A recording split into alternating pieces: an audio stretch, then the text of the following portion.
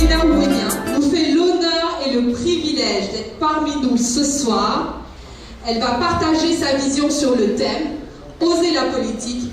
Je vous invite à accueillir et à applaudir chaleureusement l'honorable Yasmina Ouenia. Bonsoir, merci. Merci d'être venus si nombreux. Je vois qu'elle salue les gens sur la terrasse. Je ne pas qu'ils aient l'impression d'être isolés. Bonsoir. Bonsoir, merci. Bonsoir, honorable. Bonsoir. La liberté n'est pas un choix, mais en quelque sorte, et malgré le paradoxe de cette formule, une nécessité. Pour un homme en général, mais encore plus pour un homme politique. Mais il est clair que celui qui refuse de choisir, choisit finalement de ne pas choisir, ce qui n'est pas toujours le meilleur choix. Tout de même, l'idée principale que je souhaite mettre en exergue, à cet instant de mon exposé, c'est que la contemplation, la réflexion, la compréhension à elle seule ne suffisent pas. Il faut qu'elles se traduisent en véritables actions. Oser la politique. Oui, pour faire de la politique, c'est-à-dire pour s'engager sur le parcours périlleux des réformes nécessaires pour que, comme on dit, les choses avancent dans la bonne direction, il faut être habité par cet esprit révolutionnaire ou, allez, réformateur, qui est fondé sur le refus du fait accompli, des avantages acquis, des hiérarchies consacrées, des chemins balisés. Oser en politique. Et cette fois-ci, je dis bien oser en politique et non pas oser la politique. Donc, oser en politique, c'est avoir chevillé au corps et inscrit dans son ADN l'idée que les situations étant par nature changeantes, il faut que les rapports humains soient régis par des codes qui soient en permanence adaptés.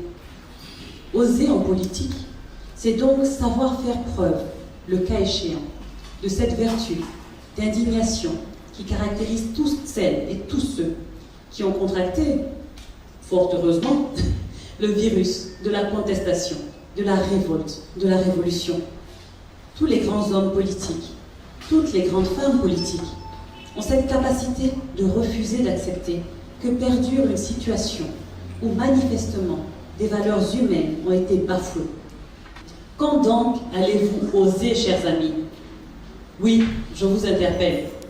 Les gens se contentent de critiquer les responsables politiques sans faire l'effort nécessaire de devenir eux-mêmes engagés et responsables politiquement.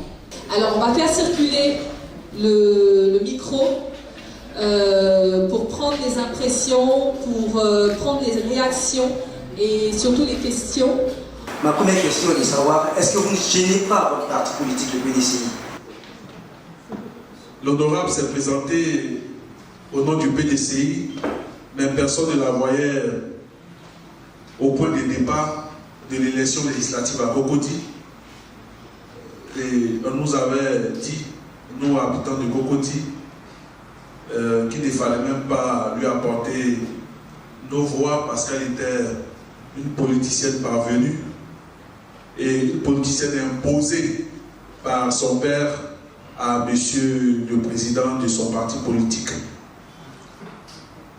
Quand on ne gêne pas un parti, on ne peut pas te dire ça. C'est qu'elle gênait avant d'être député. Par rapport au PDCI, par rapport est-ce qu'on gêne, est-ce que... Je pense qu'à ce niveau, on gêne personne. Quand on dit oser la politique, c'est ça. On part sur une bannière. La bannière, c'est le PDCI. Mais c'est vrai que le parti a sa ligne directrice. Mais en tant qu'individu, en tant qu'élu du peuple, on se doit quand même de prendre en compte les réalités du terrain. Malheureusement, chez nous, nos partis politiques ne fonctionnent pas ainsi. Vous êtes au RDR, tout ce que dit le président, vous devez l'accepter.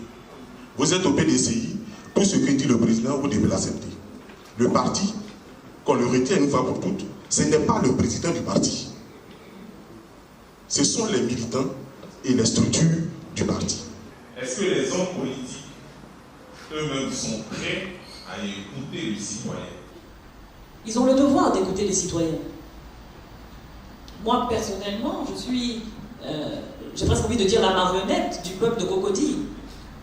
Je suis là pour eux, je suis là grâce à eux, je suis là avec eux. Donc oui, les politiciens sont censés écouter leurs citoyens. En tout cas, les politiciens, ils savent pourquoi ils se sont engagés.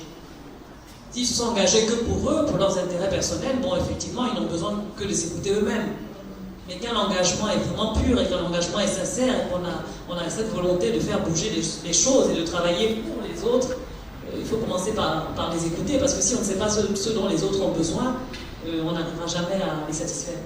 Vous, en tant que député qui avez été élu à 35 ans, si je ne me trompe, quel héritage vous comptez laisser pour inciter la jeunesse à oser la politique, vu que c'est le thème de ce soir? Quel héritage laisser? Alors moi je suis très très mal à l'aise avec cette question. Parce que quel est l'héritage laissé? Alors ça me rappelle tout ce que je n'aime pas, c'est-à-dire le culte de la personnalité, les engagements qui sont faits en fait pour des besoins d'ego, pour des besoins de reconnaissance personnelle. Moi personnellement, à la limite, si je laisse l'Assemblée nationale dans un meilleur état, j'en serais contente. Si je laisse Cocody dans un meilleur état, j'en serais contente. Mais je ne me dirais pas, ah ça y est, j'ai fait ma part, je suis trop bien, je suis trop accomplie, je suis trop la plus forte parce que j'ai laissé quelque chose. Non.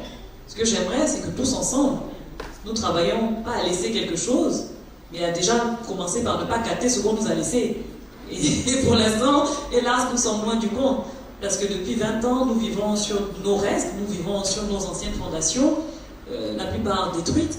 Moi, par exemple, j'ai fait l'école à Yamoussoukro, à l'INSET. Donc, quand aujourd'hui, je vois dans quelle ruine se trouve l'INSET, je me dis effectivement, je n'ai laissé aucun héritage, puisque j'ai hérité de l'INSET. Moi et toutes ces personnes qui ont été étudiantes à l'INSET, nous avons été les héritiers de l'INSET. Mais qu'est-ce que nous faisons aujourd'hui pour que nos enfants, moi, ma fille aujourd'hui a 6 ans, qu'est-ce que je fais pour que dans 10 ans, elle puisse être dans l'INSET et avoir cette même formation de qualité, cette formation élitiste qui m'a permis d'être là aujourd'hui. C'est ça en fait mon combat. Moi, mon combat, c'est un combat pour demain. C'est un combat pour après-demain.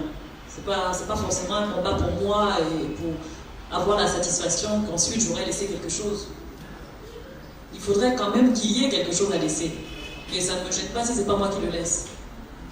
Est-ce que les jeunes véritablement qui n'ont pas d'attache politique peuvent oser la politique pendant qu'ils n'ont pas véritablement de soutien d'un groupe ou un groupement bien connu? Voilà. Pour les jeunes, c'est un peu plus simple. Surtout pour les jeunes hommes, parce que déjà ils n'ont pas le problème d'être des jeunes femmes. Donc voilà, mais c'est un peu ça. Mais c'est-à-dire qu'en fait, il faut se dire, et pour ça je prends l'exemple du président Houphouët. Le président Houphouët croyait en sa jeunesse.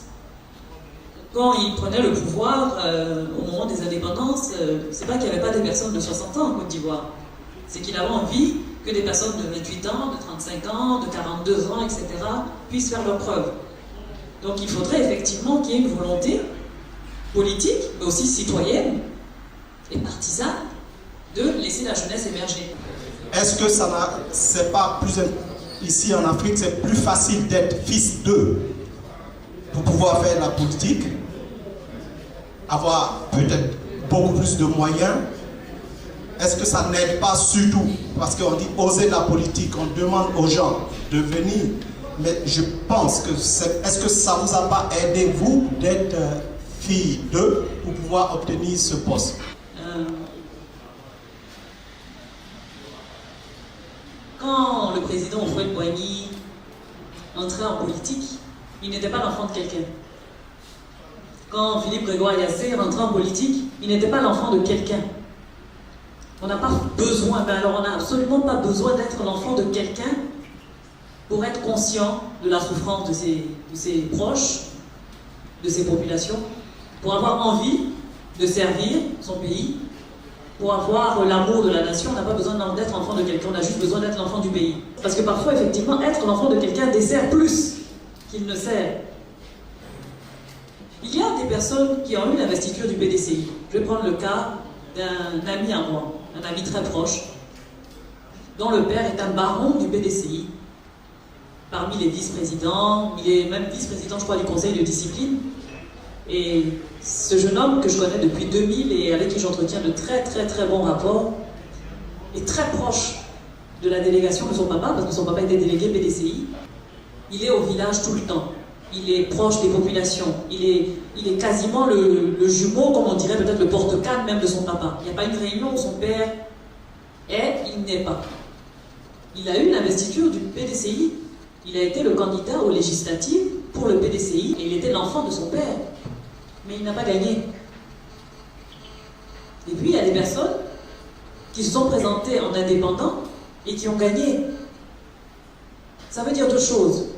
Ça veut dire que d'abord, l'investiture du parti ne fait pas tout. Parce que parfois on peut l'avoir et ne pas gagner. Tout comme on peut ne pas l'avoir et gagner. Mais que surtout, être l'enfant de quelqu'un ne fait pas tout. Maintenant, peut-être qu'être jeune, être en même temps une femme, être en même temps deux cocodis, être en même temps investi par le parti et être aussi l'enfant de quelqu'un, fait un tout. Donc effectivement, il y a eu des circonstances exceptionnelles ou favorables. Mais je pense qu'en fait, on n'a pas de chance en fait, on crée sa propre chance. Il y aurait eu toutes ces circonstances favorables, et puis il n'y aurait pas eu mon envie de me présenter, que je n'aurais pas été élue. Donc voilà un peu ce que je voulais dire. Nous sommes tous témoins de ce qui se passe dans nos pays africains surtout, et on a tous envie de réagir d'une manière ou d'une autre. Mais il y a souvent cette peur qui nous anime, et surtout quand on est une femme, comment on fait face à certaines réactions, certaines menaces, et vu aussi les discriminations auxquelles les femmes font face, comment en tant que femme justement pouvoir oser la politique? Il ne faut pas se réfugier derrière la peur. On aura toujours peur de quelque chose. Et c'est sur ça que les gens comptent. Ils comptent sur le fait qu'on aura peur. Mais le peuple a plus de pouvoir qu'il le pense. Chacun d'entre vous a plus de pouvoir qu'il le pense. Voilà. Aujourd'hui, on se retrouve à Meet and Greet. Meet and Greet dont le slogan c'est « Oser rêver grand ». Aujourd'hui, on a parlé de « Osons », oser la politique qui va devenir maintenant « Osons la politique ». Vraiment, merci de vous être prêtés au jeu. Merci.